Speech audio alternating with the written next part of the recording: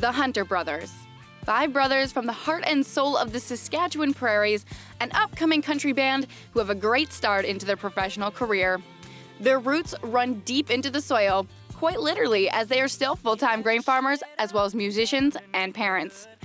JJ, Brock, Dusty, Luke, and Ty Hunter make the band that all started in a Shaunavon church. I have Ty on the phone with me this morning. Ty, it's a real pleasure to talk to you. How are you doing? Thanks so much for having me this morning, Justine. It is great to chat with you. I'm doing fantastic. We're getting ready for seeding here, so life is good. So Ty, can you tell me about the brothers, the age gap, the role each person plays in the group, and when music became a part of your lives? JJ is actually the oldest, and he's 36, and we stem all the way down to 24. I'm the baby of the family, so everybody else falls somewhere in between. We all actually grew up playing piano, so Mom put us in piano lessons. Actually, Dad put us in hockey, and the deal was that in order to go out and play hockey, we had to first practice our piano. So that's where everything stems from. It's a great instrument to kind of kick things off from a musical standpoint. And eventually everybody started taking interest in different instruments. So JJ branched off to the acoustic guitar, Dusty branched off to the drums, Luke to the bass guitar, Brock to the electric guitar. I stuck with keys. And we were actually a gospel-based group growing up as a family. And so we sang a lot of harmonies, a lot of a cappella music. We all actually sing in the band, and then we all kind of have our individual instruments as well. Can you tell me a little bit about growing up near Shaunavon and the influence that both Saskatchewan and farming has had on your music so far? Yeah, absolutely. Well, growing up in Shaunavon, it's obviously a small town feel, so everybody kind of knows everybody. We often joke that if you sneeze in the middle of the night, you go to the post office the next morning and you have 10 people ask you how your cold is. We've always been part of kind of a tight-knit family and a close community here. But I think it's a little bit different from everybody's perspective, just based off of if you were the oldest, if you were the youngest. I mean, I'm almost 6 years younger from the second youngest brother, which is Brock. And so everybody has a little bit of a different perspective. But I think just we grew up farming together. We grew up playing hockey together. We grew up doing music together. Pretty much everything together that we could. Eventually, the guys all went off to play hockey at either semi-pro or professional levels.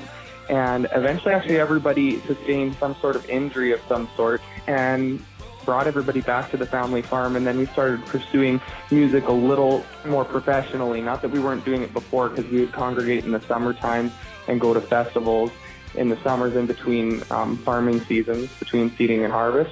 But now we've made a bit of a transition into country music. Southwest Saskatchewan has always been our home, and so our roots are definitely down deep in the soil. So is music the big picture, or is farming still the passion?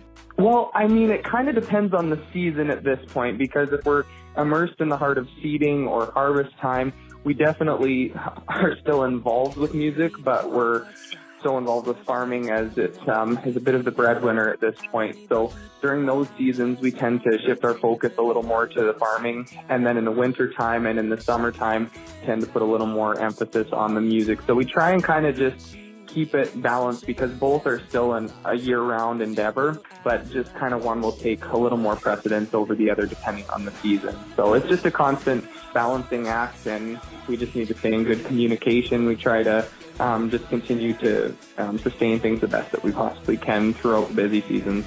Let's talk about your previous success. Can you tell me about signing with Open Road Recordings, the bands you have opened for, and your radio tour? We signed with Open Road Recordings in November of 2015, and we're directed there by our good friend Brad Rempel from High Valley. And we grew up singing a lot of festivals with High Valley as kids. His younger brother Brian was actually, I think, shorter than his bass guitar when we were playing together growing up. And then our paths have just crossed intermittently. And yeah, Brad actually connected us with the Open Road Recordings team. We signed in November of 2015. We did open for High Valley in Kamloops this last year, and we also opened for Dallas Smith in Regina. That was a lot of fun as well. Both of those concerts, we opened for Chad Brownlee at the Corn and Apple Festival in Morden. So there were different shows that were a lot of fun this last year. Last year when we released El Dorado in February of 2016, we actually did our very first ever Canadian radio tour. So that took place over the course of 6 weeks, not all at one time. We split it off into different portions. And we went out to BC, we went through Alberta, Saskatchewan, Manitoba, all the way out to the East Coast. And so I had never actually been out to the East Coast, so we were in places like St. John's and Halifax and Fredericton. And so that was a tremendous amount of fun. So although we weren't doing entire concerts, we were meeting all the DJs at the various radio stations and just gaining a lot of experience that we had never had before previously. And so that whole experience, I would say, was tremendous, and it was one of our highlights again in our musical career. I think just being able to see the entire country and its beauty, and also, like I said, meeting all of the DJs at the various radio stations was a lot of fun. El Dorado hit number 25 on the Canadian Billboard last year.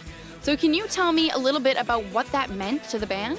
It was incredible to see it hop onto the chart for the first time. I think one of the most surreal moments is when you hear the song for the first time on your local country station, because you grew up listening to country music radio from your tractor cabs, from your combine cabs, and local businesses. So to all of a sudden hear it come on is probably one of the most surreal moments. So we were just very humbled and honored by the fact that people really liked the song and took to it, and that it worked its way into the top 30 on the chart. So yeah, it was a very exciting year for us. Also, last November, you had a Facebook Live video that went viral that has more than 1.6 million views, made local radio station news, and CTV Regina.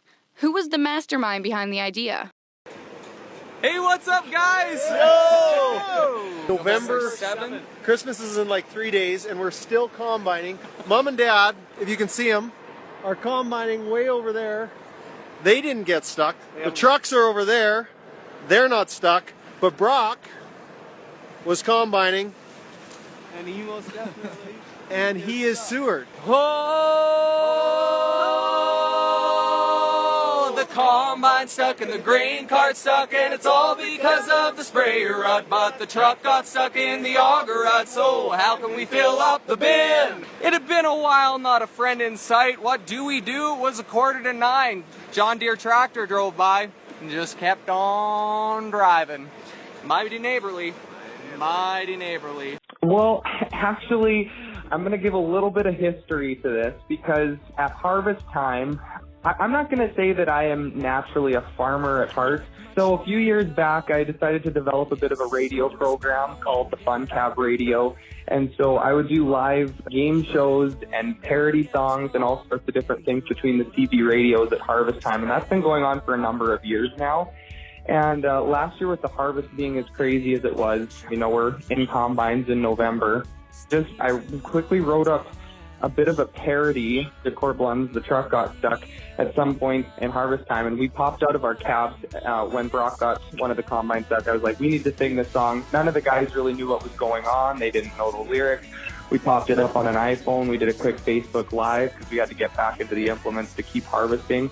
And so, yeah, we got out, we sang this song, we hopped back in the cabs, and a couple days later, boom, it was up over 1 million views. And we just realized that I think a lot of people were feeling the weightiness of how long harvest was taking. So that was a bit of a surprise for all of us. Came up with those in my tractor cab. So I don't know kind of what happens, but I just take country songs, pop songs, whatever songs are kind of on the radio, and rewrite lyrics to them, and just try to provide a little bit of relief from the toilsome seasons, and just give everybody a bit of a laugh.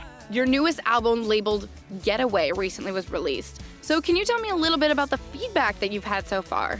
Well, I mean, it's very, very early on. It was just released in March. March 3rd, the digital copy came out, and March 17th, the hard copy came out. So it's very, very fresh on the market. It actually debuted at number 1 on the iTunes country chart, or it went to number 1 the first day of release. So that was pretty exciting for us.